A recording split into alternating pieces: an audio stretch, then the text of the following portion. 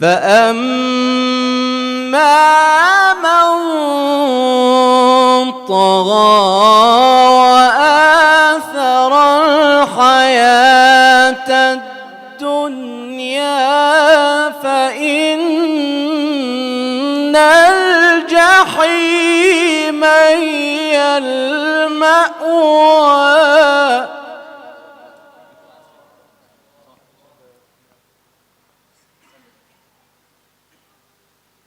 بسم الله الرحمن الرحيم.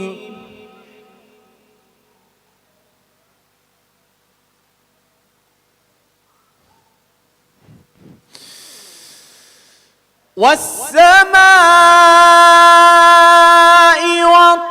والطارق وما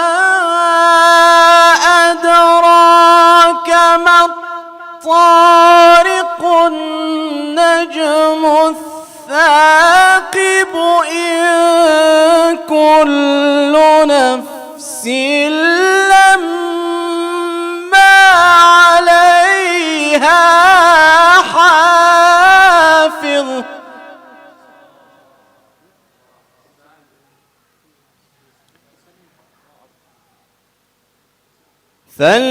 فلينظر الإنسان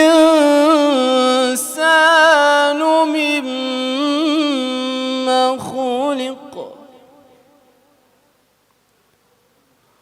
خلق من ماء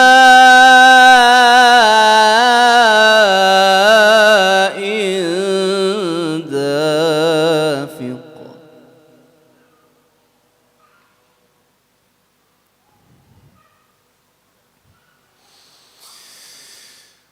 خلق من ماء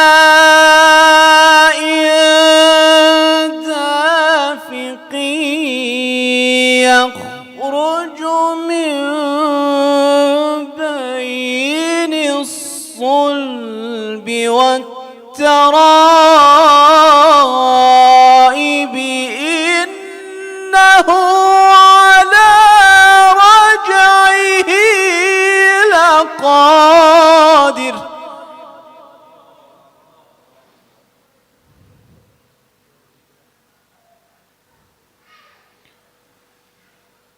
يوم تبلى السرائر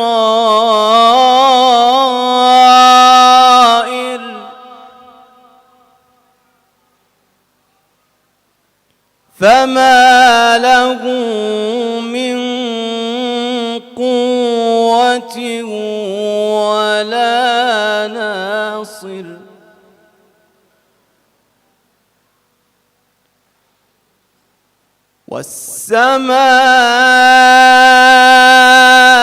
والسماء ذات الرجع والأرض ذات الصدع إنه لقول فصل.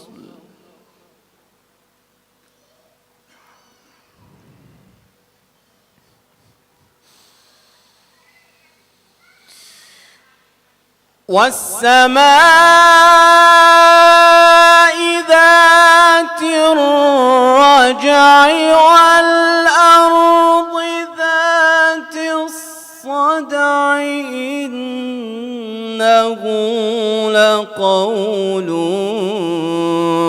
فصل وما هو بالهزل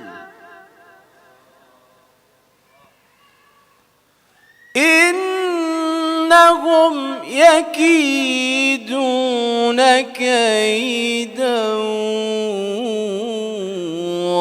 وأكيد كيدا فمهل الكافرين أمهلهم رويدا.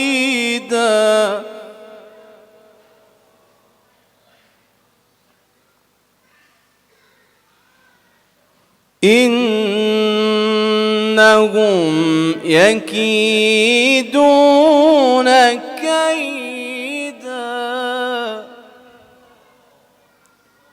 وأكيد كيدا فمهل الكافرين أمهلهم رويدا.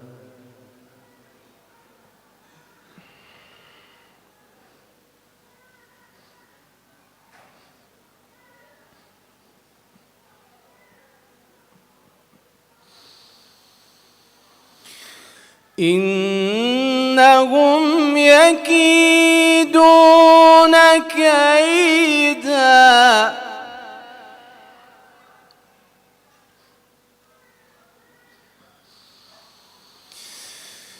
وأكيد كيدا فمهل الكافرين أمهلهم رويدا. بسم الله الرحمن الرحيم سبح اسم ربك الأعلى الذي خلق فسوى والذي قدر فهدى والذي أخرج المرعى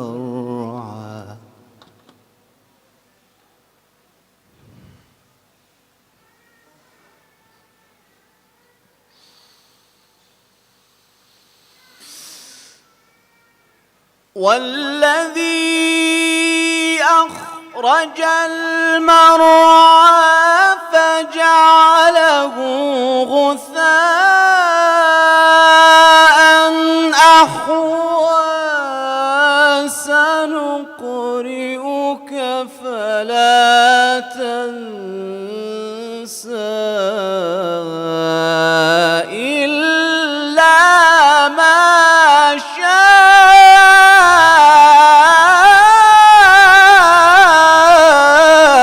الله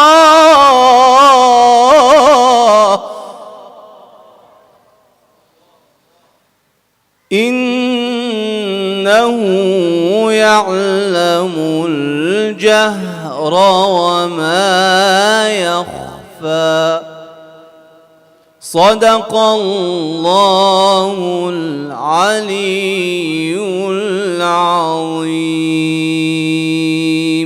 صلوا على محمد وآل محمد.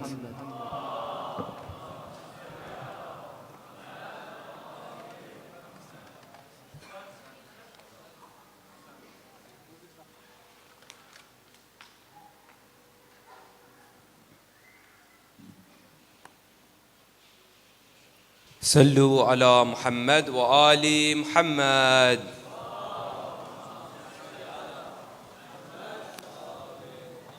أعوذ بالله من الشيطان الرجيم. بسم الله الرحمن الرحيم. I start in the name of Allah, the most gracious, the most merciful. Praise be to Allah, the creator of the heavens and the earth, the all-knowing, the all-wise, the one who has created the boundless beauty and wisdom that surrounds us, the Almighty, the Supreme Being who encompasses all that exists. Salawat.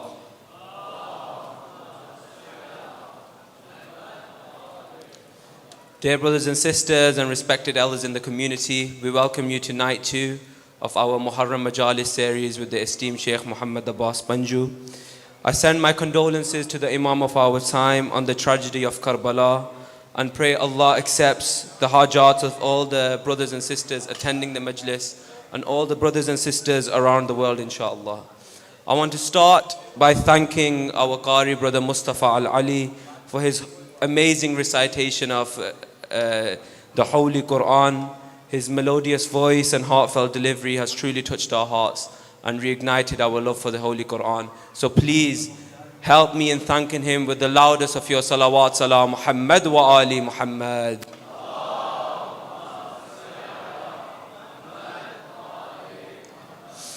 A little rundown for the rest of the evening, inshallah. Following this, we will have some poetry by Brother Muhammad Abbas Karim, and then the lecture by our esteemed Sheikh, followed by Matam. Just a couple of announcement and housekeeping rules. We do have 2 fire exits, one door there, one door behind this banner here, and the assembly point is in the car park where your cars are parked. In terms of the entrance, we try and come through the back and through the main sports hall there, and then make our way into... In terms of the entrance, we try and come through the back and through the main sports hall there, and then make our way into... Please keep your bags with you, these bags that you have for your shoes, only because we just want to constantly recycle our bags. We don't want to keep on giving you bags. If you do need a new bag, inshallah, we will provide you with one. But just try putting it into your pockets just so you're not getting new bags every day. In terms of the creche facilities, for any children, young children, any mothers and fathers that have young children, if you just go through the doors there, upstairs and to the far classroom, there is a live stream of the Sheikh's Majlis and everything else that's going on. The only thing we had yesterday was that children were being left unaccompanied. If you have a child in the creche, please can you make sure that there's an adult accompanying each child. We don't really necessarily want children just running around by themselves because they can get injured, and we want to prevent that as much as possible. There were also some reports of smoking being done within the building. Can we please make sure that this is a no smoking zone? So when you are inside the building and the premises, please do not smoke anything. I would now like to invite Brother Muhammad Abbas Karim for some recitations of the Ahlul Bayt. Please welcome him with the loudest of your salawat, salam Muhammad wa ali Muhammad.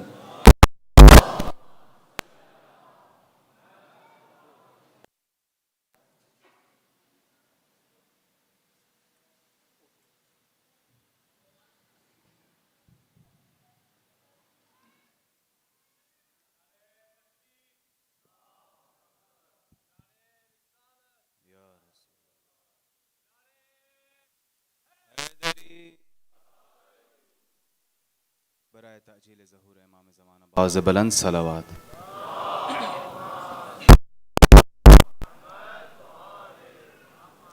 As mentioned yesterday, I'll start with a couple of verses of Fadail and then inshallah move on to the Masayib. Let's have one loud salawat ala Muhammad wa ali Muhammad.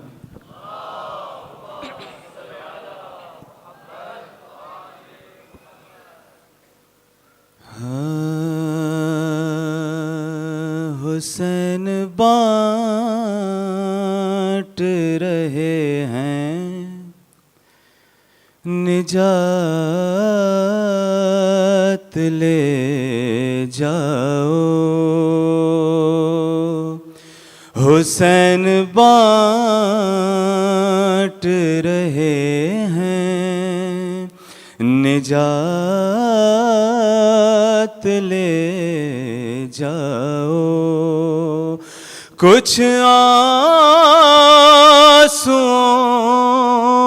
के was कायनात ले जाओ हुसैन बांट रहे हैं काफ़ी मशहूर कलाम है सब मेरे साथ मिलके पढ़ें हुसैन बांट रहे हैं निजात ले ये करबला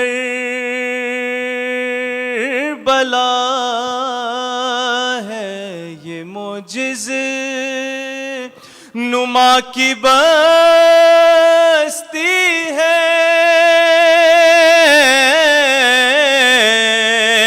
ये करबला है ये मोजिज़ नुमा की बस्ती है कफन में इसके लपेटो हयात لے جاؤ. بلند آواز میں یا حسین بانٹ رہے ہیں نجات لے. تمام ماتمی کی نظر شیئر کر رہا ہوں. کہیں گے ماتمی حلقوں سے لوگ محشر میں,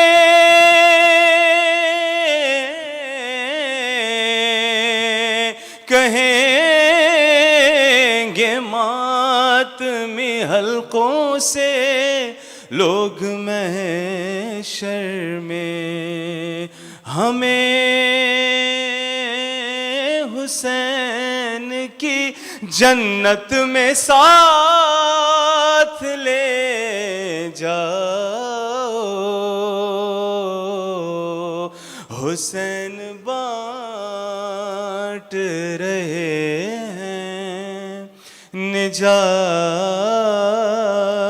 لے.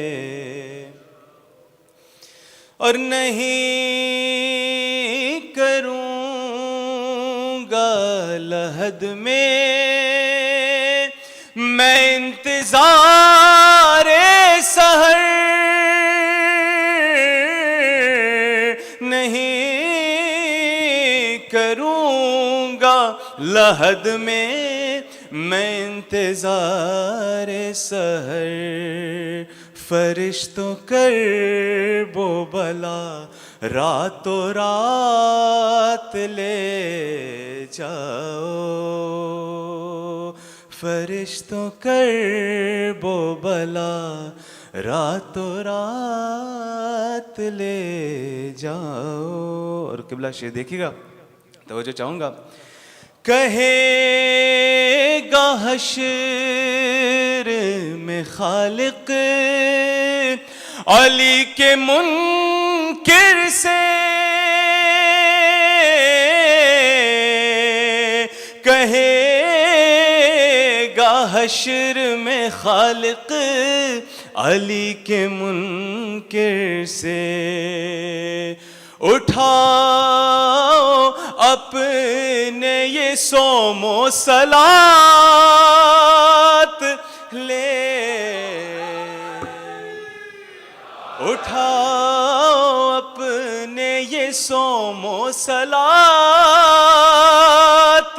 لے جاؤ.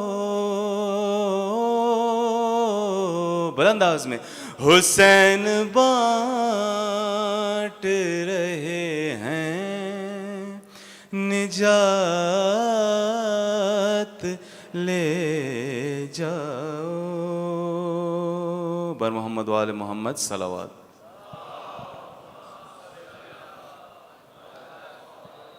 لہو میں ڈوبی یہ کربلا ہے, لہو میں ڈوبی یہ کربلا ہے, جہاں پہ زہرا کا گھر لٹا ہے. یہ کربلا ہے, یہ کربلا ہے, یہ کربلا ہے, یہ کربلا ہے. وہ تیر جس نے گلے پہ کھایا, جو تیر کھا کر بھی مسکرایا, جہاں وہ سینے پہ اپنے بابا, جہاں وہ سینے پہ اپنے بابا کے سو رہا ہے, یہ کربلا ہے، یہ کربلا ہے، یہ کربلا ہے، بہا جو مشک وفا سے پانی، رہی نہ سانسوں میں پھر روانی، بغیر بازو زمیں پہ غازی، بغیر بازو زمیں پہ غازی جہاں گرا ہے، یہ کربلا ہے، یہ کربلا ہے، یہ کربلا ہے، جہاں پہ دیکھا گیا یہ منظر، روا ہے ظالم کا ہائے خنجر، گلے پہ بیٹے کے ماں نے اپنا گلا رکھا ہے،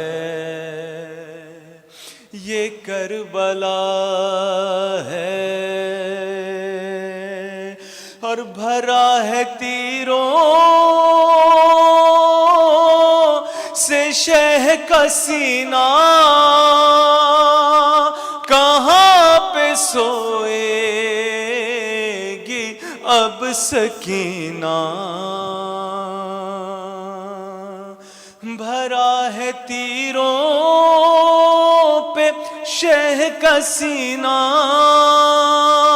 کہاں پہ سوئے گی اب سکینہ، جہاں پہ بیٹی سے باپ ہائے جدا ہوا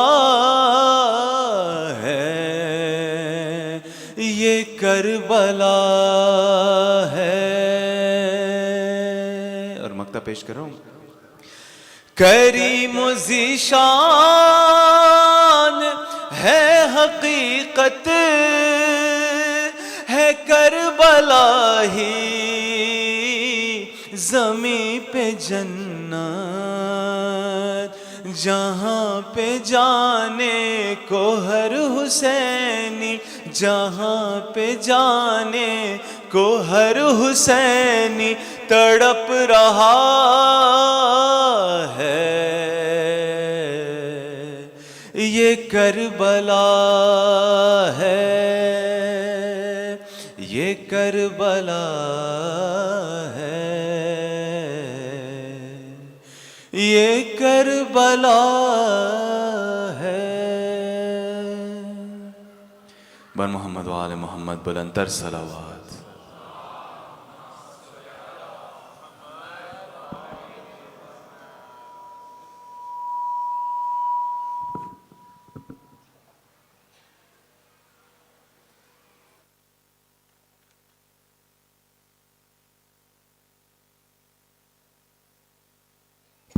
پر محمد و آل محمد صلوات۔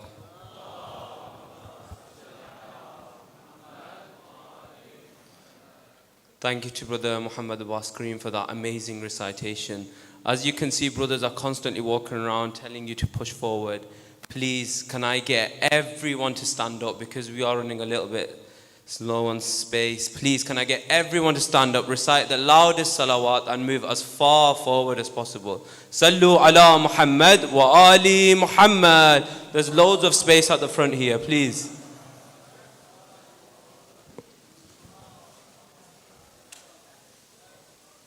Just keep pushing as far forward as you can.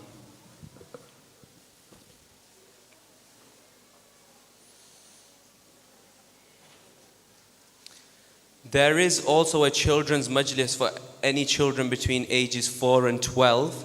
You can register your children and they will have their own separate majalis. If you think they will benefit from that, please do put them forward, as they are really, really good. As you know, Mohebban al-Mahdi Youth Foundation is a non-profit organization, and these Muharram Majalis and these Fatimiyya and all the other events that happen throughout the year, they cannot happen without your commitment and you helping. So all this that happens is through you and it's for you. So with just a little bit of a promotion, that there are brothers, sisters stood outside. If you could donate any money towards these events, towards running these events, so that inshallah Mohebban can continue to deliver such amazing events with such amazing reciters. It's not only through money that you can help us out, there's also volunteers. As you know, such a big event, it requires a lot of volunteers to constantly take things down, to put them up. And not just for Muharram, throughout the year, Mohebban runs many different things, runs many different events that always require volunteers.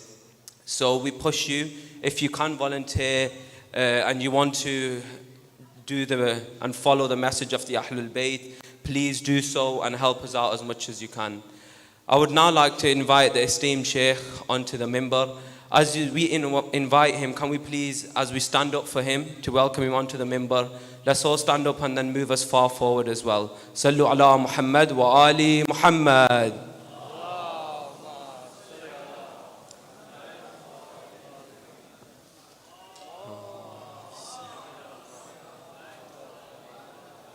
Nare Takbir, Nare Takbir, Nare Risalat, Nare Risalat, Nare Haidari, Haidari, Haidari, Bar Muhammad wa Ali Muhammad salawat.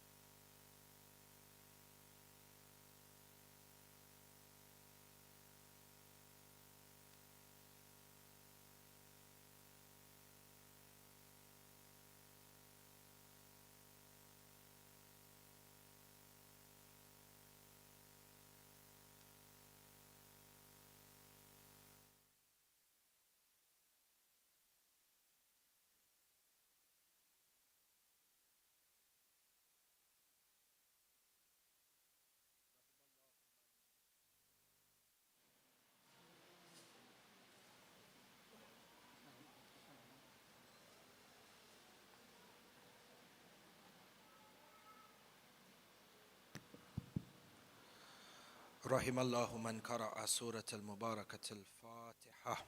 بسم الله الرحمن الرحيم.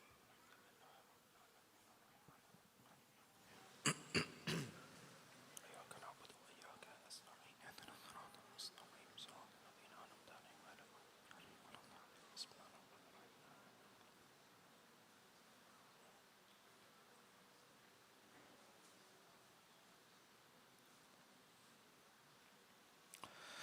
أعوذ بالله من الشيطان اللعين الرجيم. بسم الله الرحمن الرحيم. الحمد لله بارئ الخلائق الأجمعين، باعث الأنبياء والمرسلين، ثم الصلاة والسلام على أشرف الأنبياء، حبيب قلوبنا وشفيع ذنوبنا أبي القاسم محمد.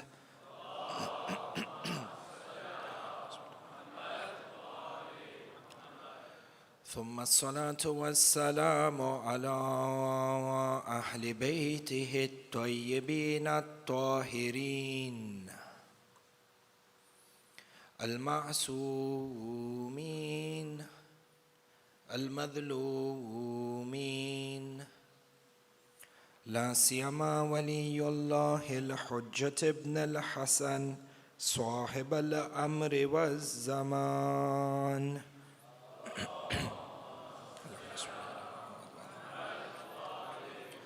روحي وأرواح العالمين له الفداء، ولعنة الله على أعدائهم وعلى غاصبي حقوقهم وعلى منكري فضائلهم من الأولين والآخرين إلى قيام يوم الدين. آمين رب العالمين.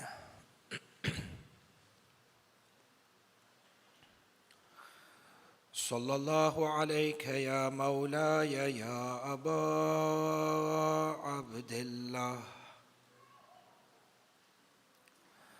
صلى الله عليك يا مولاي يا أبا عبد الله، يا رحمة الله الواسعة ويا باب نجاة الأمة.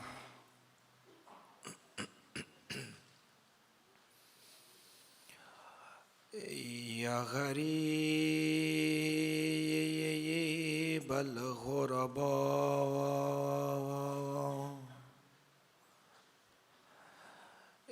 يا مظلوم كربلاء،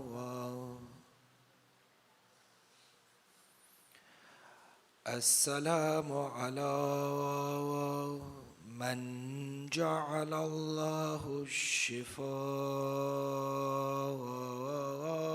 في تربته،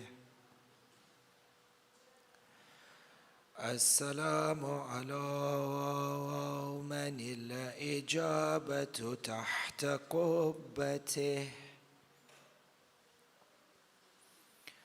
السلام على ساكن كربلاء. فيا ليتنا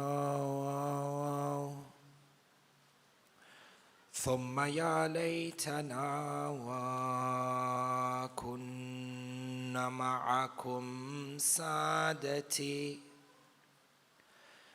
يا سادتي، فنفوز فوزا عظيما.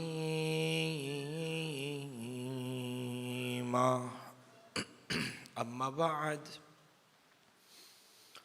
قال مولانا إمام جعفر بن محمد وهو أصدق الصادقين صلوات الله وسلامه عليه: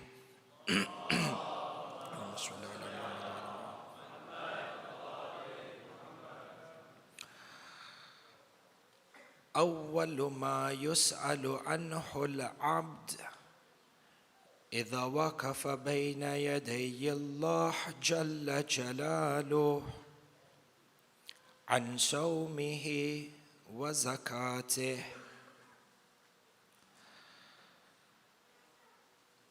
وصلاته والحج، وعن ولايتنا أهل البيت، فإذا أقر بولايتنا ومات عليها تقبل الله جل جلاله أعماله، وإن مات ولم يقر بولايتنا لم يقبل الله منه شيئا. صدق الإمام وآمنا به. نوروا مجالسكم بذكر محمد وآل محمد.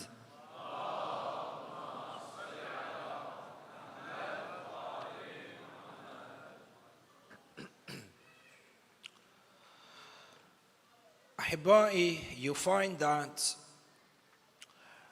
our deen, simplistically speaking, is built upon the parameters of usuluddin on one hand and on the principles of furu'uddin. The entire infrastructure of this religion is built upon usuluddin and furu'uddin. And many times you find that there is this misconception and this misunderstanding that furu'uddin as an institution is mutually exclusive from usuluddin, or that furu'uddin in itself has no affiliation or connection with usuluddin. Usuluddin is purely to do with a belief system, where in essence furu'uddin is to do with acts of worship. And you find that the natija or the consequences of this sort of a misconception and this sort of a misunderstanding can have effects from the person who is at the very highest level of the hierarchy of the religion within the ghaiba of the imam, meaning from the rank of the scholars all the way down to the common person when it comes to understanding the deen. And our purpose from tonight's majlis is inshallah for us to try and understand the relationship between furu'uddin and usuluddin. Yani, understanding the concepts of furu'uddin through the lens of theology and usuluddin. And from within usuluddin as a whole, we want to centralize on the concept of imamat. Therefore, our lecture for tonight is understanding the act or understanding the institution of furu'uddin through the lens of a critical aspect of usuluddin, which is imamat. Analyzing furu'uddin through the lens of imama. And for the purpose of this lecture, in order to fulfill this, we shall insha'Allah examine 3 spheres of influence where the concept of imamat being a central aspect of usuluddin has a direct implication on furu'uddin from 3 different perspectives. We begin with the first one. You find that within the world of fiqh and within the world of furu'uddin, there are a number of ahkam shar'iyya that are the establishment of this hukum fiqhi, this hukum shar'i, is directly contingent upon the understanding of usuluddin and imamat in particular. So I gave you by way of example. If you were to open the text Urwatul Wuthqa by Marhum Sayyid al-Yazdi, and you find that a number of our great maraja over the period of time have written commentaries on the text Urwatul Wuthqa.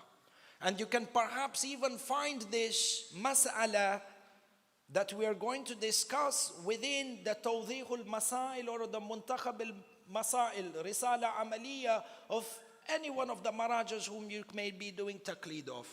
If you were to open the book of Tahara and Najasa, particularly the book of Najasa, you will see from all the main items, core aspects that are listed within the Sharia under Najasa, you will find that one core element of Najasa is a nasibi.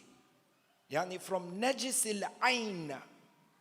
One of the many components or aspects that make up a Najis al-Ain, Najasa, is a nasibi. Meaning that if you were to come into contact with a nasibi with the conditions of the transfer of najasa, this nasibi coming into contact with him with all these rules and regulations makes a person najis, makes utensils najis, makes a place najis. And you find over here that in order to derive a hukum shara'i, a fiqhi hukum in regards to taharat and najasa, The root of this hukum shar'i has to do with your belief and your understanding in imamat. Meaning that if a person publicly declares war and wages war and advocates violence against Ahlul Bayt, Usuluddin, the hukum shar'i on this person is that of najasa. So you find that even when you open your Risala Amaliya and the institution of fiqh, there are many elements of tahara and najasa whose roots are actually in Usuluddin, whose roots are actually within the concept of imamah. A second example within the same category, you find this within an intermediate text which is taught within the Hawza Ilmiya, Kitab Lum'a Dimishkiya. Lum'a Dimishkiya is a progressive text in fiqh that is taught within the Hawza Ilmiya, Bain al-Qawsain, between brackets, Sheikh Jamil. This book, Lum'a Dimishkiya, was authored in about mid-700 AH. 700 AH in the middle of it, 750, 740 AH. And the author of this book, Lum'a Dimishkiya, by the way, Lum'a Dimishkiya as an intermediate book of fiqh, anyone who is looking to progress into ijtihad must pass through Lum'a Dimishkiya. Any alim, any faqih, any person who desires to be a faqih, who is embarking upon the journey of being a faqih, whose role within the wider community is to guide people in regards to halal or haram, must pass through Lum'a Dimishkiya. Lum'a Dimishkiya gives you dhawq, taste about what the world of fiqh and the infrastructure of the institution of fiqh, what it's built upon. A person is able to grasp these from Lum'a Dimishkiya. The author of Lum'a Dimishkiya, Shaheed Muhammad Jamaluddin al-Makki. And the reason that I mention this author and his story is for you and I to pay tribute to scholars and for us to understand the value and the price at which we have received our religion today. This religion that you and I are honored to follow has come to us at the price and at the sacrifice of thousands of scholars who have been following in the path and have taken Imam al-Hussein as a role model. This deen has come to us at the expense of the blood from the shuhada of Al Muhammad, from the blood of the companions of Al Muhammad, and it's come to us at the expense of the blood of the ulama of Al Muhammad. Sheikh Muhammad Jamaluddin al-Makki, the author of this book, Lum'a Dimishkiya, whose commentary is taught till today, 700 years in the Hawza. With all due respect to all ulama, not a single alim has been born since that day who can write a text that replaced Lum'a Dimishkiya. Shuf al-Barakat comes from where? This is Sheikh Muhammad Jamaluddin al-Makki in mid-700 AH, due to his weight, scholarly weight, he attracted or became the recipient of jealousy and hatred from the other madhabs that were surrounding him. And because of his popularity and his scholarly weight, historians have mentioned that there was a decree issued by the scholars from the different madhabs of the time for the execution of Muhammad Jamaluddin, Sheikh Muhammad Jamaluddin al-Makki. They beheaded him in the public square. They took his headless body, crucified him, then called all the people of the local county from the local town to come and stone this headless body of Sheikh Muhammad Jamaluddin al-Makki. Not only did they stone a beheaded body, but after having done this and crucified him, they burnt his body and they scattered his ashes into the air. This is the price at which our deen has come from. This is the price that our ulama have paid in order to ensure that you and I have an understanding of what is halal and haram, in terms of ensuring that the teachings of Al Muhammad reach us in this day and age. In any case, if you were to refer back to Kitab Lum'a, you find that again within the chapter of Salatul Mayyit, you find that there is a hukum shara'i, a fiqhi ruling, that when a Shia Ithna Ashari dies, then in regards to the Salatul Mayyit, by the way, again, Bain al-Qawsayn, a bracket within a bracket, you find that reciting Salatul Mayyit is wajib kifai on a Muslim. If any Muslim was to die, it becomes an obligation on each and every one of us on this room to ensure that a Salat al-Mayyit is recited for him and that he is given a kafan and that he is buried. And if this Muslim lies or is not buried according to the fiqh and according to the Sharia, on the Day of Judgment, each and every one of us are responsible. Hence, there is this element of communal wujub, communal obligations in regards to ensuring that the Muslims are given the rights that Allah subhanahu wa ta'ala has granted them upon. In any case, you find that when you come to a hukum shara'i in regards to Salatul Mayyit for a Shia Ithna Ashari, shara'i is that the Salatul Mayyit should have 5 takbirs. And you find that Shahid al-Awwal, the author of Lum'at Dimishkiyah, he is popularly known as Shahid al-Awwal because of the manner in which he was martyred. Shahid al-Awwal states that when it comes to a munafiq, and what is meant by munafiq within the fiqhi text is a mukhalif of Ahlul Bayt, yani the non-Shia Imamiyya. Upon him, the Salatul Mayyit does not deserve 5 takbirs, but the Salatul Mayyit over a mukhalif of the Ma'soom Imam is 4 takbirs. And hence you find again, as a second example, that the hukum shara'i in regards to the fiqhi ruling, in regards to the number of takbirs on a Salatul Mayyit, on a person who rejects one of the central aspects of Usuluddin, it has an impact on his fiqh, or it has an impact on the fiqhi ruling. So you begin to understand over here, Ahibba'i, that this institution and this infrastructure of fiqh in regards to the establishment of a hukum shara'i in a wide spectrum of fields is dependent or contingent upon the aspect of Usuluddin and Imamat. This is at one level, establishment of a hukum shara'i. At a second level, you find that our understanding of Usuluddin and the concept of Imamat has a direct impact when it comes to the sources of legislation. A hukum shara'i, halal, haram, or you can say wajib, mustahab, and then you have makruh, haram, and you have mubah. These ahkam, where do they come from? These ahkam, according to us, Shia Ithna Ashari, the 2 primary sources of legislation emanate, number 1, from the Quran, and number 2, from the Ahlul Bayt.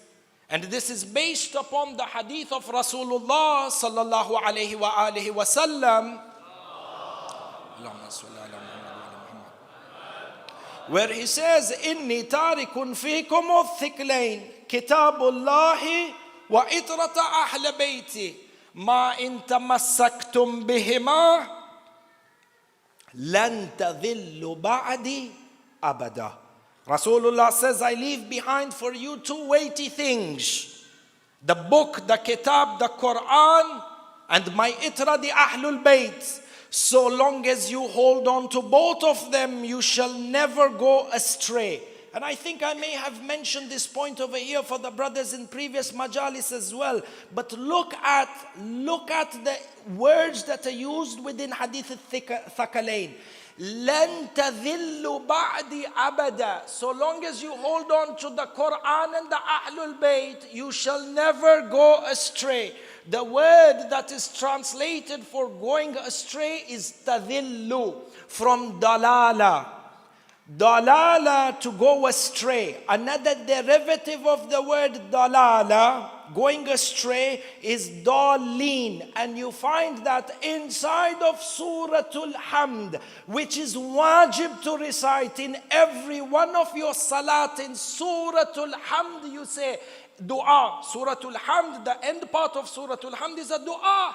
Ihdina as-sirat al-mustaqim. Ya Allah, my dua to you is that you guide me and you keep me on the sirat al-mustaqim. Which sirat is this? Sirat alladhina an'amta alayhim, ghayr al-maghdubi alayhim. Keep me on the path of those whom you are pleased with. This is dua, which is ijabi, positive. And then you have an aspect of the dua which in essence represents tabarra. And keep me away. I'm disassociating. Ya Allah, keep me away from a certain group of people. Minu, who are these people? People whom غَيْرِ الْمَغْضُوبِ عَلَيْهِمْ. Those upon whom, Ya Allah, your wrath falls upon them, keep me away from them. وَلَا الضَّالِّينَ. Wala dalleen, those who have gone astray. Dalleen, which is a derivative of dalala and dal. And when I come to hadith al-thakalain, I begin to understand that those who have gone astray are those that have left Quran and Ahlul Bayt. So a person who recites his salat, or at the minimum recites Suratul Hamd with a little bit of contemplation and tafsir, you begin to understand inside your salat, you are asking Allah to keep you on the path of Quran and the path of Amirul Mu'mineen Ali ibn Abi Talib.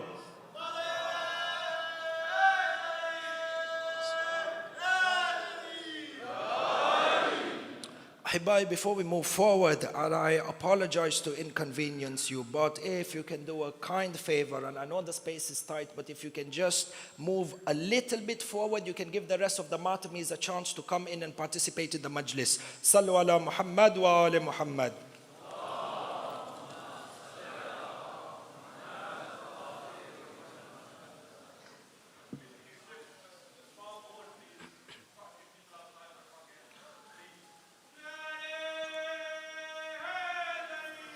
Ya Ali.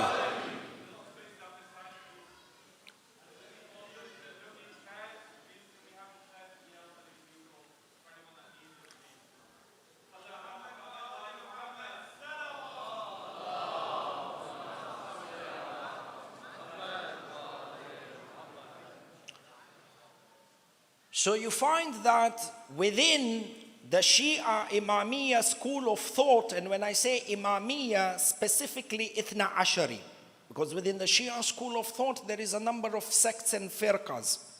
The Shia Imamiyya school of thought is that the sources of legislation for us, our primary sources of legislation, those primary sources through which a hukum shar'i in regards to wajib, mustahab, makruh, haram, mubah, tahir, najis, all of these ahkam are derived from two primary sources, the Quran and the Ahlul Bayt. And from within the Ahlul Bayt, you have the words of the Ahlul Bayt, hadith, the kalam of the Ahlul Bayt. You have the fi'l, the actions of Ahlul Bayt, and you have the tacit approval or the silence of the Imam. Subhanallah, the Ma'soom Imam who is appointed by Allah subhanahu wa ta'ala, even the silence of the Imam, you are able to deduce a hukum shar'i from that. In addition to these two primary sources of legislation, there are two secondary sources of legislation. The secondary sources of legislation is ijma', which is the consensus of the scholars. And the consensus of the scholars, as per our Shia school of thought Imamiyya, means nothing if it does not encompass the view of the Ma'soom Imam, directly or indirectly. And this is a stark difference between the ijma' of the Shia Ithna Ashari and the ijma' of the Mukhalifin. Within the Mukhalifin and the non-Shia school of thought, the understanding of ijma is what? Is that if all the Sahaba, without any attention to whether he was a munafiq or not a munafiq, spent time with the Prophet for many years or no years, if all the Sahaba came together collectively one day and decided that X of a thing is halal, then it becomes halal. And if B of a thing is haram, then it all becomes haram. They put the power of legislation in terms of deducing the methodology through which Allah is worshipped. They put that mi'yar, the Sahaba. Whereas for us, this is restricted to those divine personalities that are appointed by Allah subhanahu wa ta'ala. And similarly, when it comes to the akal, the power or the faculty of the intellect, it is a secondary source through which a hukum shar'i is derived, so long as it does not contradict the primary principles within the Quran and within the Sunnah. And again, from here, we have a stark difference between the role of the akal when it comes to understanding the infrastructure of furu'uddin. There is a stark difference between us and the mukhalifin. You find that the mukhalifin were forced to over-glorify the capability of the akal in order to independently establish a hukum shar'i in fiqh. And this is where Abu Hanifa turned out to be the champion.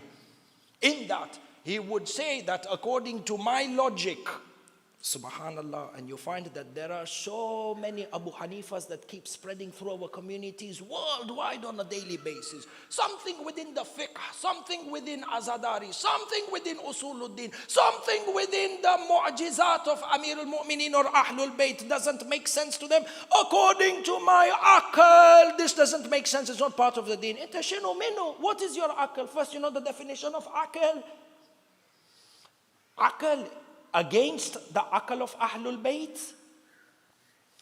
In any case, you find that Abu Hanifa was a champion, and it was necessary for him to go back to what he perceived is the power of his intellect in order to deduce a hukum shar'i, because they closed the doors towards Ahlul Bayt. After the Holy Prophet, with the passing of time and the need for the expansion of the primary fundamentals that were laid by Rasulullah, and the explanations of these are with Ahlul Bayt, because they rejected Ahlul Bayt, they needed an alternative. And which is why it is in this context, Ahibba'i, if you were to open Kitabul Kafi, you would find that a number of hadith that emanate from the Ma'soom Imam al-Baqir and Imam al-Sadiq that condemn the people of opinion, Ahlul Ra'i, those who interpret the religion through their own logic. This doesn't mean, by the way, between brackets, this doesn't mean that the religion expects us to be sheep. This doesn't mean that the deen of Ali Muhammad wants us to be blind followers. Abadan la. The understanding is that your akal cannot be an independent institution through which a divine religion could be understood. This divine religion and its infrastructure is conveyed to us by divinely appointed individuals. And Allah has blessed us with the power of the intellect that has the ability to absorb, to understand and implement the teachings conveyed by the Ahlul Bayt, not to be an independent competing source.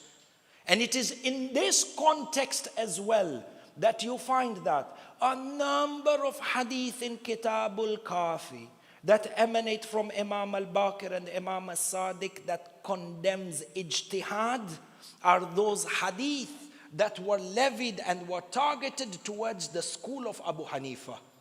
It's unfortunate sometimes that we have brothers who are very passionate. We have community members or full communities that are so passionate about Ahlul Bayt and love Ahlul Bayt. But however, when it comes to understanding the institution, for example, of Marja'iyya, they would discount the entire institution of Marja'iyya by quoting the hadith of Imam as-Sadiq that condemns ijtihad. The condemnation of Imam as-Sadiq, Ahibba'i, in regards to ijtihad over here, is in regards to the ijtihad of the likes of Abu Hanifa. Sahih, if you act like Abu Hanifa within the madhab, the hadith applies to you. But the institution of Marja'iyya in itself is a divine institution that was established from the time of Imam al-Hadi and even before. It's a different lecture on its own. In any case, you come back and we see that within the Shia school of thought, the two primary sources of legislation deriving a hukum shar'i is the kitab and the sunnah, yani Ahlul Bayt. And you find that depending on who you take or who you accept as a source of legislation, it is eventually going to affect the type of fiqhi hukum in regards to a particular action. So for example, depending on who you take as your source of legislation, the manner in which you do wudu will differ. You come back to the Quran, Allah subhanahu wa ta'ala says in Surah Al-Ma'idah, Bismillahir Rahmanir Rahim, Ya ayyuhalladhina amanu idha qumtum ila as-salat, faghsilu wujuhakum wa aydiyakum ila al-marafiq.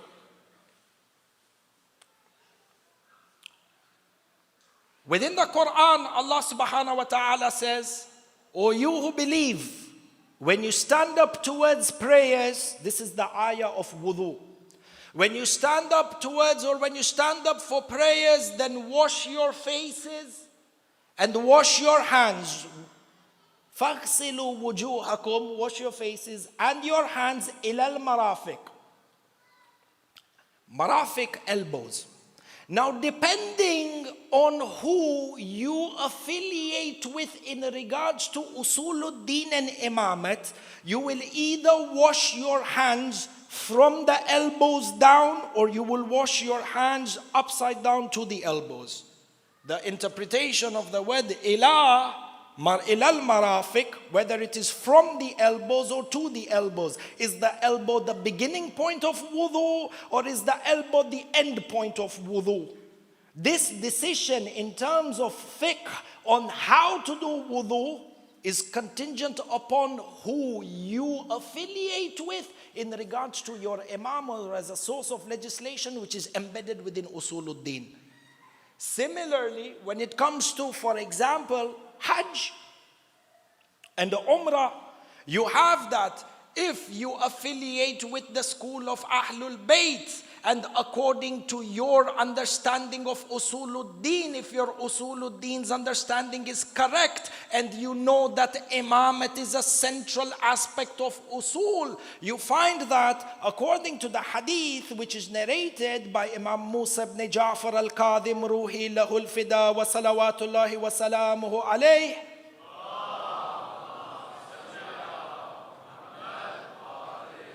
and the number of hadith, you find that for us, Tawafun Nisa is an obligatory part of Umrah al-Mufrada and is an obligatory part of Hajj Tamattu and is exempted from the Umrah Tamattu. And the importance of Tawafun Nisa is such that a person, if he does not complete Tawafun Nisa where it is wajib, it becomes impermissible for him or her to approach in any relationship with his or her spouse. Yet, if you were to take the sources of legislation from other than Ahlul Bayt, you find that Tawafun Nisa is not a necessary part of the Hajj or the Umrah Mufrada. Therefore, you find that the deducing a hukum shar'i, the sources of legislation that defined the methodology through which Allah subhanahu wa ta'ala is worshipped, is centrally rooted in Usuluddin, and particularly within the concept of Imamat. This is number 2. Number 3, Ahibba'i, We said our first example is that the establishment of a hukum shar'i depends on usuluddin and imamat. And we gave the example of salatul mayyit and the tahara najas of a nasibi. Then we said the second sphere of influence is that the source of legislation depends on usuluddin.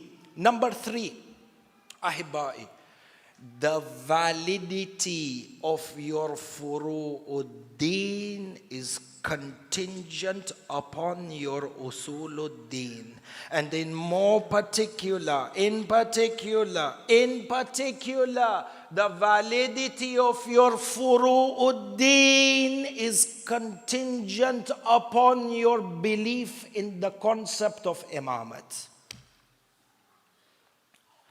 شوفوا حديث الشريف in بصائر الدرجات. Hadith on authority of our sixth Imam as-Sadiq salawatullahi wa salamuhu alayhi.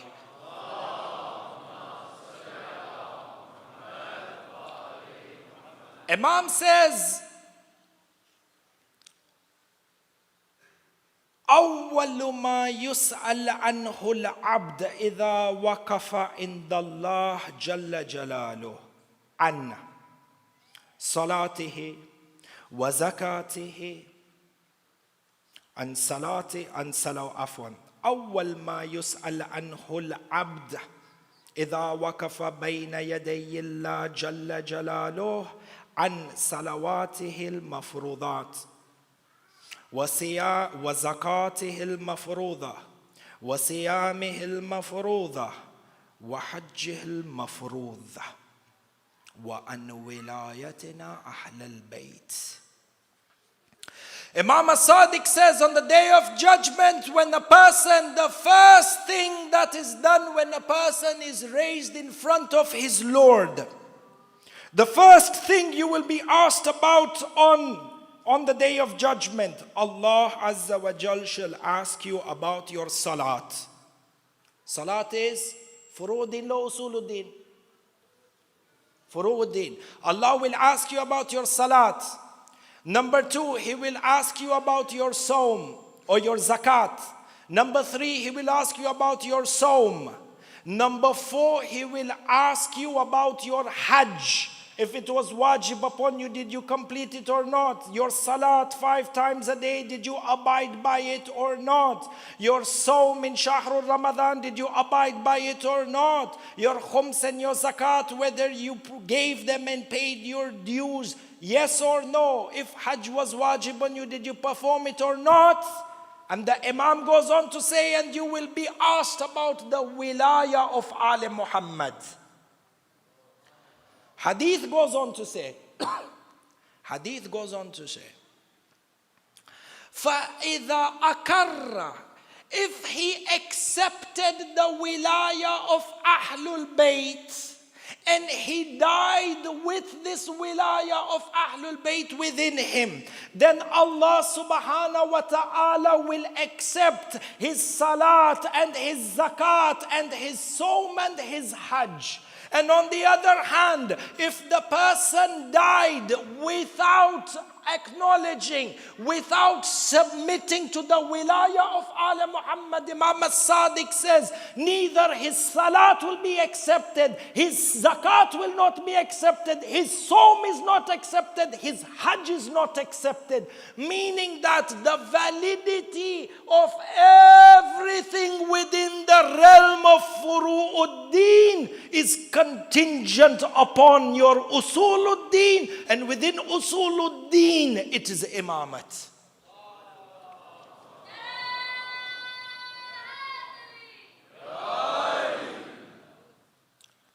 Allah, furu'uddin in its entirety collapses if a person doesn't have wilaya. And this hadith in Basair al-Darajat, a few points and inshallah we move on to Masa'ib. Shufu, this hadith of Imam as-Sadiq allows us to clarify many misconceptions. And when I say misconceptions, I don't mean to target any one person or any one community in particular. We're talking misconceptions that are general. in this day and age. Number one, the misconception, which many times leads to fitna. In that, if we understand that Usuluddin plays a critical part within Furuuddin, if we truly understand this, the first issue that we are able to solve within a community is these differences that are created, for example, and then labeled the Matamis versus the Namazis. I have this group come and say that these are Matamis, they don't recite namaz. This group says these are Namazis, they don't do any matam. This one says namaz is more important than matam. It is technically incorrect to make this sort of distinction, because azadari and wilaya and fada'il are those aspects of your belief system that actually give validity and currency towards your furuuddin. I am not justified to come and say that namaz is more important than azadari, or namaz is more important than wilaya and fada'il. Baba, it is this azadari and this fada'il that gives validity to your salat. The difference between the salat of Ubaidullah or Umar ibn Sa'ad on the day of Ashura. As you know, there are two groups of people who recited salat on the day of Ashura. You think Umar ibn Sa'ad's army didn't recite salat? They recited Salatul Fajr. They recited Salatul Mayyit over all their dead people and buried them that were in the hundreds of thousands before they left from Karbala and took the women as prisoners towards Sham. What was the difference? Muawiyah recited Salat. In fact, he was so religious, he would recite Salatul Jum'ah on a Wednesday. You find that. What is the difference between the Salat of the people of behind Umar ibn Sa'ad and the Salat of the likes of Habib ibn Madahir and Abis and Joan? The difference in their salat was they had wilaya inside of their salat. They were firmly rooted in wilaya and the love of Imam al-Hussein and the wilaya of Amir al-Mu'mineen. Whereas these people, their salat lacked wilaya. The institution of azadari, the institution of fada'il is created or is in place to ensure that your furuuddin has validity. This is number one. And number two, you also find from the hadith of Imam al-Sadiq, inside of Basair al-Darajat, that the Imam clearly states, أول ما يسأل عنه العبد إذا وقف بين يدي الله جل جلاله عن صلواته المفروضة. The first thing, if I believe in the wilayat of Imam al-Sadiq alayhi salam, Mawla Imam al-Sadiq says to me that the first thing that the slave is going to be asked for is about his salat. So now I need to understand that if me, who claims and wants to be within the highest ranks of the followers of the Imam, I cannot say just because I love Imam, I am exempted from salat. The same Imam who I'm claiming to love is telling me, Baba, your salat will be accepted. And who would not want to recite salat when salat in reality is a type of your pledge of allegiance to the Ma'soom Imam? Would anyone not want to give bay'ah to Imam Amir al-Mu'mineen? Let me ask you. When a person comes and says, and these are misconceptions that are very easily answered. Person comes and says, the love of Amir al-Mu'mineen Ali ibn Abi Talib is enough. I don't need to recite salat so long as I love Mawla. Tayyib, your love for Mawla is something very precious. Haramat, don't let shaitan come and whisper and waswasa this wilaya out of you. If I claim that the wilaya of Amirul Mu'mineen is great, I ask you, what is the greatest manifestation of the wilaya of Amirul Mu'mineen? What is the greatest manifestation of the wilaya of Amirul Mu'mineen? Is your bay'ah. If you pledge allegiance to, if I claim that I'm a lover of Amirul Mu'mineen, the greatest way to demonstrate this wilaya is through what? Bay'ah. Sahih Allah. And this is what Eid al-Ghadir was about. It was about giving bay'ah. What if I was to tell you that the institution of salat in itself from the very many things within the institution of Salat. The institution of Salat includes and symbolizes your bay'ah towards Amirul Mu'mineen. Allah is telling you 5 times a day, I am commanding you to give bay'ah to Amirul Mu'mineen inside of your Salat. Is there any Muhib of Amirul Mu'mineen, any Mawlai in the face of this earth who would refuse to give bay'ah to Amirul Mu'mineen? La! Then the person comes and says, where in the Salat is the bay'ah of Amirul Mu'mineen? Again, come back to Suratul Hamd. When you say, Ihdina Sirat al-Mustaqim, guide me towards the Sirat al-Mustaqim, the right path. Tayyib, which right path? Because even the people of Saqifa claim that they are on the right path. We say, Sirat al-Ladhina an'amta alayhim. Sirat al-Ladhina an'amta alayhim, the path upon whom you have put your blessings. And then I come and I ask, which is this path of Allah upon which His blessings are? I come back to the verse of Ghadir that was revealed in honor of Amirul Mu'mineen when the bay'ah, the announcement was made, Man kuntu mawla fahada aliyun mawla. Allah subhanahu wa ta'ala, once this declaration was made, said, اليوم أكملت لكم دينكم وأتممت عليكم نعمتي. This ni'mah that was completed on Eid al-Ghadir, in every Suratul Hamd, in every Salat, you are saying, Ya Allah, keep me on the path of Ghadir.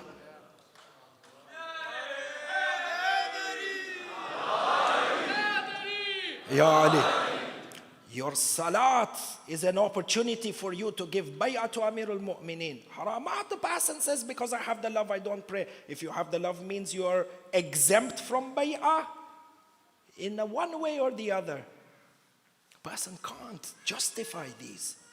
In that case, you find through these understanding of the relationship between fiqh and usuluddin, many misconceptions are cleared from within the communities, and people are able to nurture themselves spiritually and progress in order to be a part of this grand movement that we are waiting for upon the dhu'ur of the awaited Imam.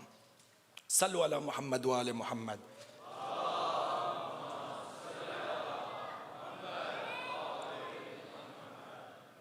Ahba'i, tomorrow is the second day of Shahrul Muharram.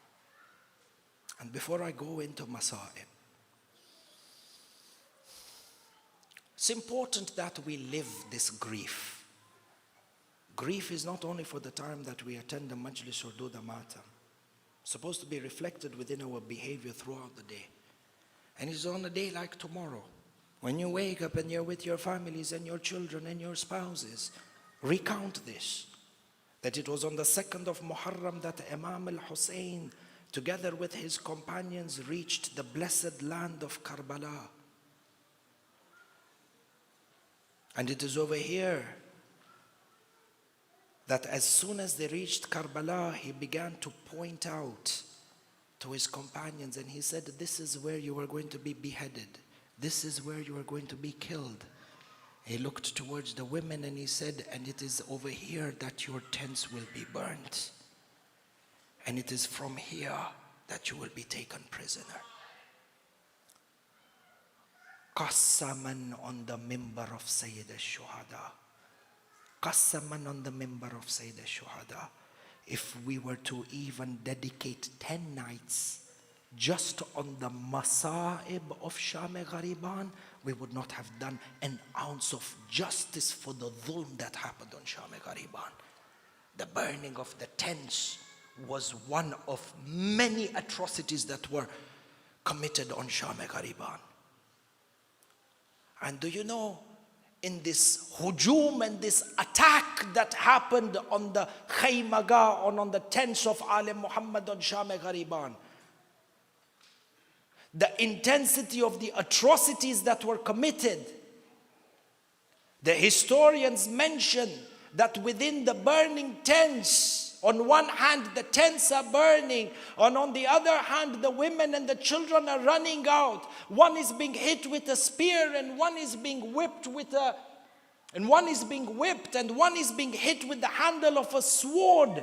There were children who were trampled in everything that was happening. Sham-e-Ghariban, there were 2 young children, the children of Muslim bin Aqil, Imam Muslim bin Aqil, by the name of Muhammad and Ibrahim, who are popularly known as Tiflan Muslim, Barid Musayyab.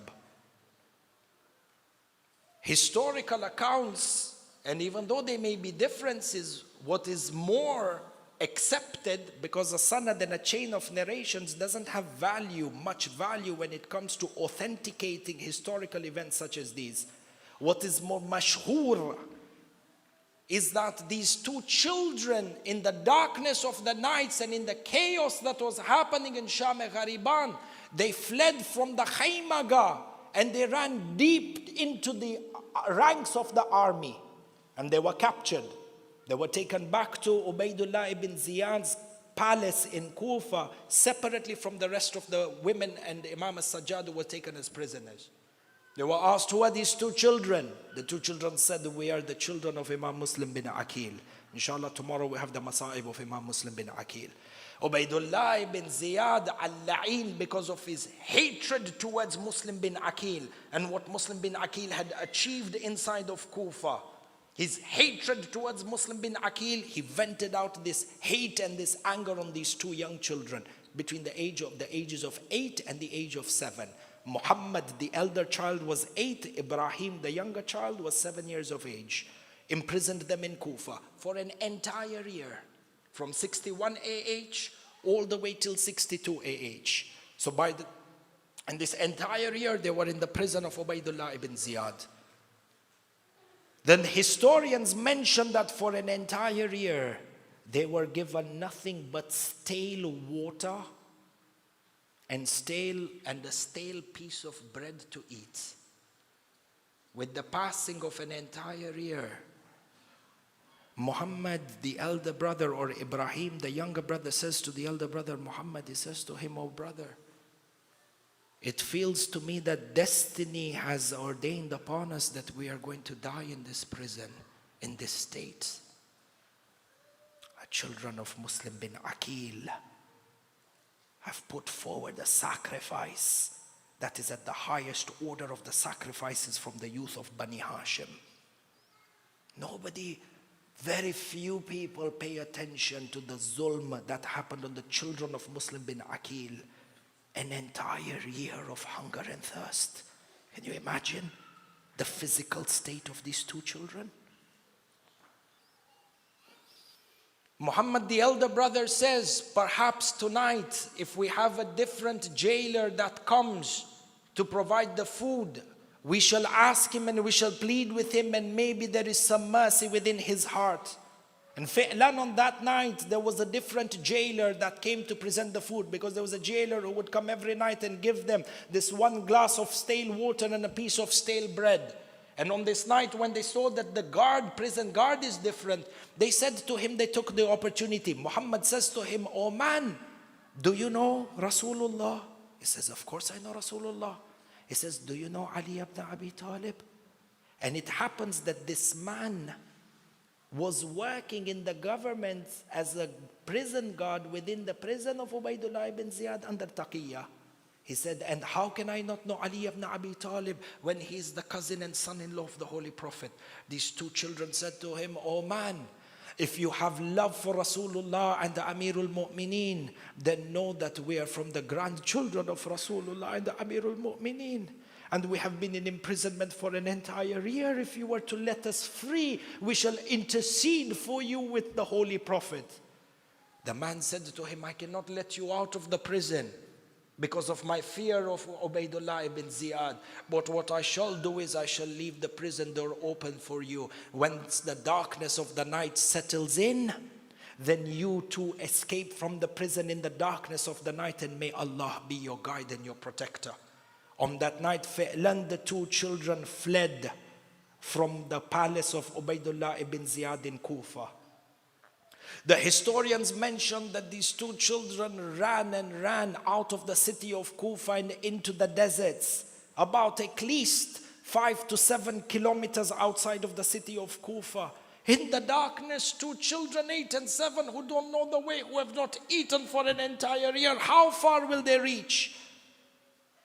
They ran until a house where they saw the lantern was still on in the darkness of the night, and they saw a woman sitting there. They said to her, "O woman, we are two children who are travelers but do not have a clear understanding of the path. Can you enter, can you host us as your guests on a night like this?" The woman looked at the children and she sees that there is a nur that is emanating from these innocent faces. And there is a scent of musk, divine musk, that is emanating from them. She says, "Who are you children?" She says, "We are the children of Muslim bin Aqil." The people of Kufa knew how Muslim bin Aqil was martyred a year before. She says, "I shall give you cover in my house and I shall feed you for a night. But I fear my husband who is affiliated and serves in the army of Ibn Ziyad. For indeed he was one of the people who went to Karbala and killed Imam al-Hussein." She says, "I will allow you to stay in the house for this night, but you must leave at the crack of dawn." The two children went inside. The woman put out food and water for them. They prayed for the woman and they said, "Bear witness, we shall bear witness, and Rasulullah shall intercede for you." The children ate, and she gave them a side of a room for them to sleep for the night. In the middle of the night, the husband of this woman returns back to the home and violently begins banging the door. He comes in and is absolutely upset. She says to him, "What happened?" He says, "These two children of Muslim bin Aqil have escaped from the prison, and Ubaidullah ibn Ziyad has put a prize money and a bounty over their head of 2,000 dirhams. Anyone who brings the heads of these two children get 2,000 dirhams, and I wish to be one of them." The woman didn't say anything, trembling that the husband doesn't find the two children sleeping inside of the house. The man eats his food and he's about to lie down. Two children who have had a proper meal after an entire year and who have been running the entire night. When they're sleeping, their breathing was a little bit heavier than on any other normal night. So in the darkness of the night, this man hears this loud breathing and he begins to approach the room. And he puts his hand on the elder brother Muhammad. He turns on the lantern and he sees there are two children sleeping over here. The man asks him, "Who are you?" The children are terrified. They say to him, "Oh man, if we say to you who we are and we disclose our identities, do we have aman? Will you grant us safety?" The man says, "I swear by Allah that I shall give you safety." The children, masoom children, when an elder and an adult makes a promise, they trust and they believe. So Muhammad and Ibrahim said to him, "Oh man, so long as you have sworn by Allah, we are the children of Muslim bin Aqil. We are the yatims of Muslim bin Aqil, and we fled from the prison of Ubaidullah ibn Ziyad." The narration mentions that as soon as the man heard this, he slapped Muhammad in such a violent manner. This 8-year-old child fell down to the ground. His face was swollen and he was bleeding from his lip. When he looked towards Ibrahim, Ibrahim began to have tears in his eyes. Today I read in the Maktal says that the man began to attack Ibrahim even more violently than he attacked Muhammad. He hit the younger child in a much more violent manner than he hit the elder one.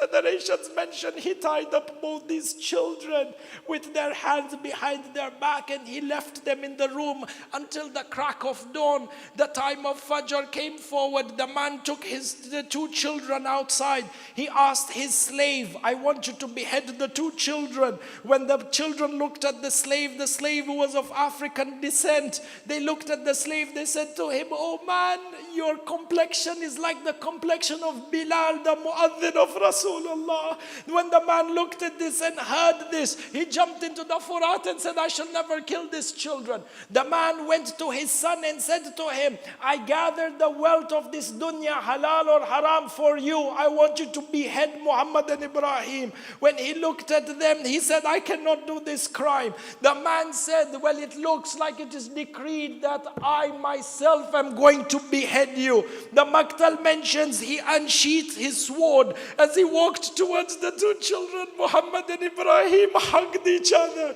Muhammad says to Ibrahim, brother, let me smell you. Let me smell your fragrance for the last time. So they hugged each other and tears were rolling down their eyes. They looked towards the man. Look at the mazlumiyat of Ala Muhammad. They looked at the man and they said to him, oh man, if you are after money, then sell us in the market as slaves. Sell us as market in the slaves, and you can take the money. You don't have to kill us. The man said, indeed, I shall not settle for anything than your severed head. The children looked at him and they said, oh man, at least have mercy on us. We are children of Rasulullah. The man says, Allah has removed any mercy from my heart. I feel nothing towards you. At last the children said, if you are going to kill us, then allow us to recite 4 rakat of salat. The man says to him, pray as much as you want, for indeed it shall not help you. The narrations mention the man is standing with his sword. The two children perform wudu at the bank of the river Furat, the Furat that flows on the outskirts of Kufa. The children did their wudu. They turned towards the Qibla. They recited their salat. As soon as they finished their salat, the narration mentions that the Dhalim came and with a single strike, he struck the elder child Muhammad wa musibata, the tender neck of a 9-year-old child. This one strike was enough to sever the head of Muhammad on one side and the body on the other side. The narration mentions he picked up the head by the hair and he put it into a sack while the body was laying by the plains of Furat. Do you know what the younger brother did? The narration mentions Ibrahim went to the body of his brother. Blood was gushing out from the jugular veins. He put his cheek and his face on the neck. He covered himself with the blood of his brother and he said, Ya Allah, I shall meet you on the day of judgment and I will complain to you what they have done to my brother. As soon as he did this, the La'in came and struck Ibrahim on the neck. Ya Allah, 2 headless bodies lying on the plain of Furat. The Riwayah mentions that the Zalim came, he picked up the body of Muhammad and he threw it into the Furat. The Rawi mentions that the body that was thrown in the Furat did not even begin to float, as if it was waiting for the body of the brother. When they threw the body of Ibrahim inside, the bodies came next to each other and they began floating through the Furat. I said, this is the Mazlumiyat of Ali Muhammad. On this hand, 1 year ago, Imam al-Hussein's body on the plains of Karbala, 3 days without a ghusl at the coffin, and over here the children of Muslim bin Aqil, headless bodies floating in the Furat.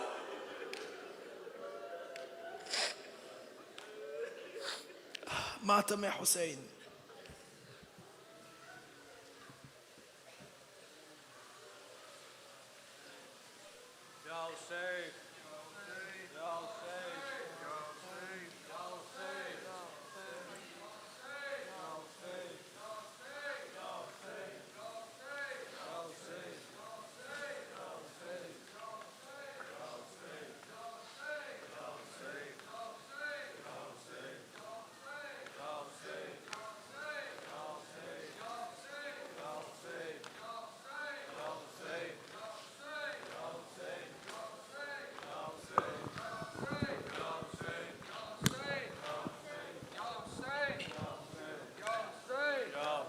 یا حسین یا حسین یا حسین یا حسین یا حسین یا حسین یا حسین یا حسین یا حسین یا حسین یا حسین یا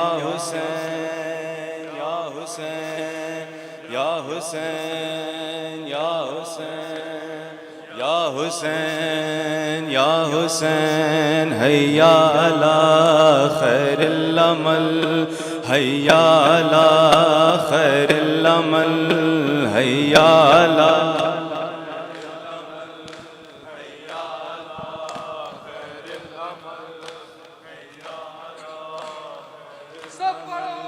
حیا علی خیر العمل حیا علی خیر العمل یا حسین یا حسین یا حسین یا حسین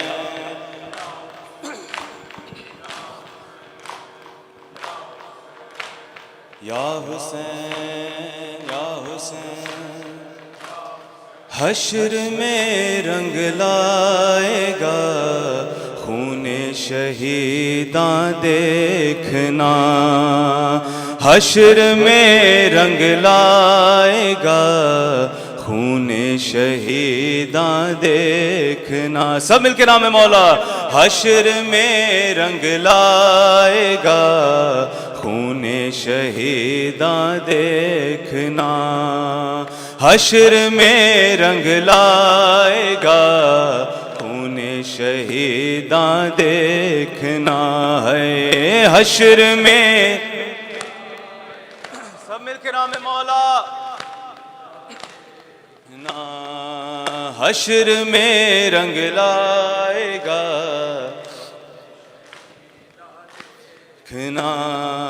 آئیں گی جب فاطمہ آئیں گی جب فاطمہ حال پریشان دیکھنا حشر میں رنگ لائے گا خون شہیداں دیکھنا ہے حشر میں رنگ لائے ماشاءاللہ سن کے ماتمی ہے حشر میں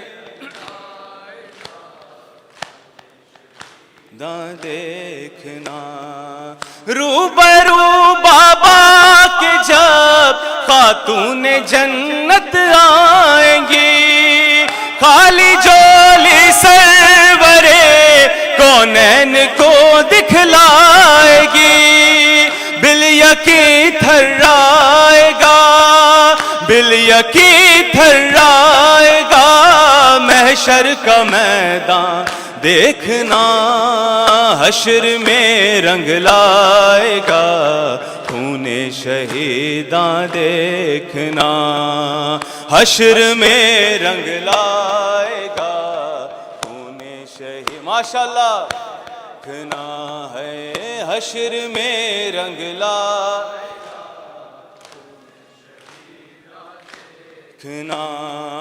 روبرو بابا کے جب خاتون جنت آئیں گی خالی جولی سرورے کونین کو دکھلائے گی بالیقین تھرائے گا بالیقین تھرائے گا محشر کا میدان دیکھنا حشر میں رنگ لائے گا خون شہیداں دیکھنا حشر میں رنگ ماشاءاللہ دیکھنا حشر میں رنگ لائے گا خون شہیداں دیکھنا ہے حشر میں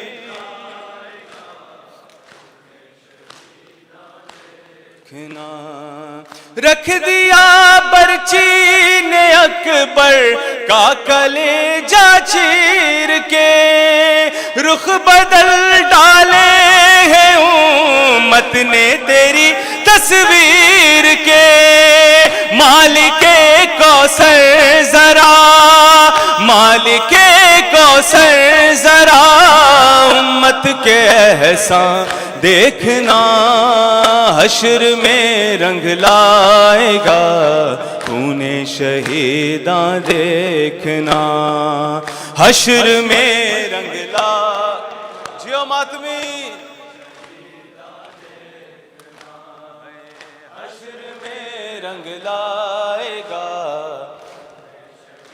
داں دیکھنا آئیں گی جب فاطمہ مل کے آئیں گی جب فاطمہ حال پریشان دیکھنا حشر میں رنگ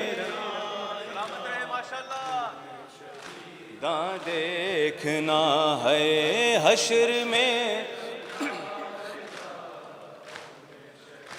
داں دیکھنا اصغر معصوم کے لب پر سوال آب ہے بوند پانی کے لیے وہ کس قدر بےتاب ہے نہر سے پانی نہیں نہر سے پانی نہیں دیتے مسلمان دیکھنا حشر میں رنگ لائے گا خون شہیداں دیکھنا حشر میں رنگ لائے گا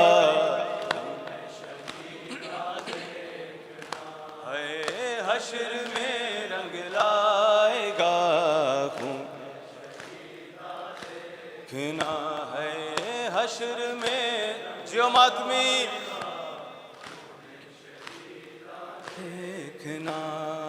زینب و کلثوم سے کہتا تھا شمر بد گوہر شام میں جاؤ گے ننگے سر پھرو گے در بدر کربلا کے بعد اب کربلا کے بعد اب تاریخ زندہ دیکھنا حشر میں رنگ لائے گا خون شہیداں دیکھنا حشر میں رنگ لائے گا خون شہیداں دیکھنا ہے حشر میں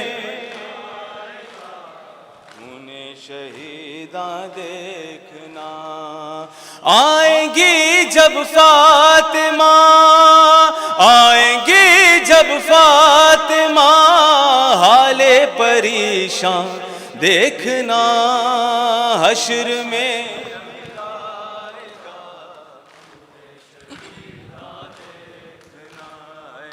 حشر میں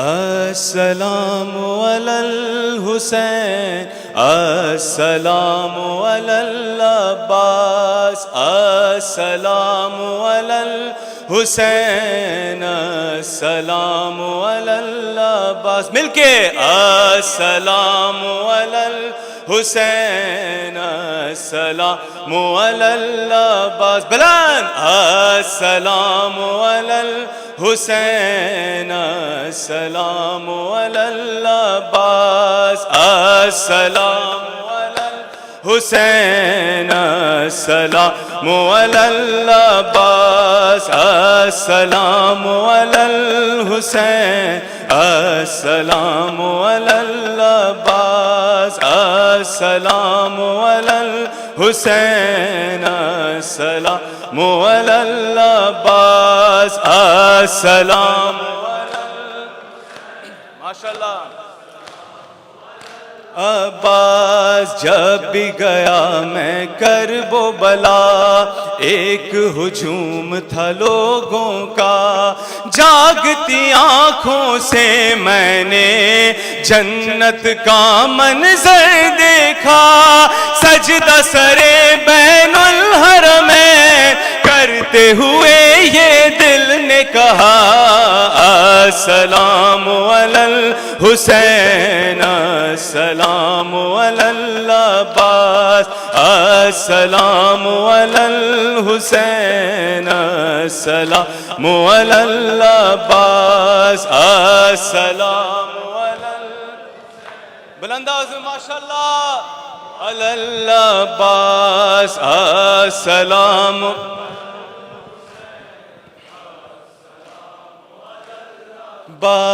شام غریباں آ پہنچی آل محمد تھے قیدی ایک بہن پابند رسن تھامے علم کو روتی ہوئی بھائی کے لاشوں پر آ کر پڑھتی رہی یہی نوحہ السلام علی الحسین السلام علی العباس السلام علی الحسین السلام علی العباس السلام علی الحسین السلام علی العباس السلام علی الحسین السلام بس ایک وقار پیغمبر ایک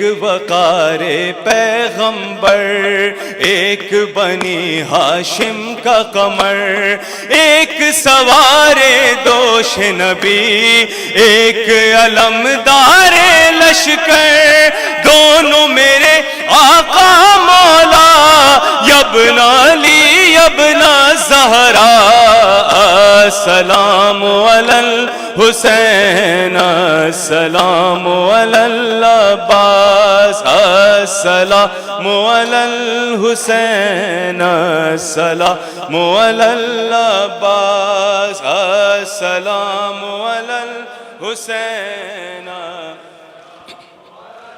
اے میری بی بی اے میری بی بی آنسوؤں میں دعا مانگی ہے تیری تسبیح پڑھ کے دل نے تجھے پکارا ہے یا زہرا یا زہرا یا زہرا یا زہرا یا زہرا سن کے ماتمی اے یا زہرا یا ہرا فرش مجلس پہ اور مصلی پر ہر جوان کہہ رہا ہے رو رو کر فرش مجلس پہ اور مصلی پر ہر جوان کہہ رہا ہے رو رو کر ہم رہے نہ رہے مگر بی بی تا قیامت رہے غم سرور یا زہرا یا زہرا یا زہرا یا زہرا یا زہرا ماشاءاللہ ہے یا زہرا تجھ کو امت نے یوں ستایا ہے مرگ محسن پہ بھی رلایا ہے تجھ کو بابا کے بعد امت نے ہائے دربار میں بلایا ہے یا زہرا یا زہرا یا زہرا یا زہرا یا زہرا یا زہرا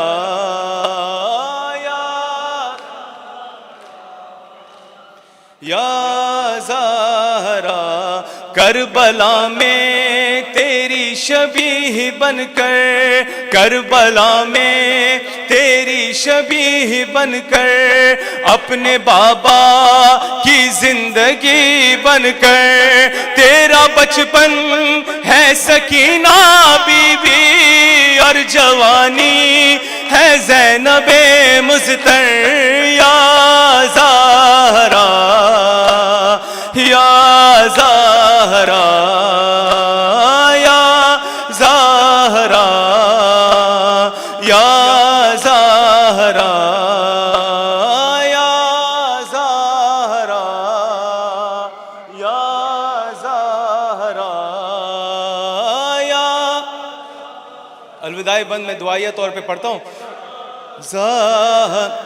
وقت آخر ہے بس میرا بی بی،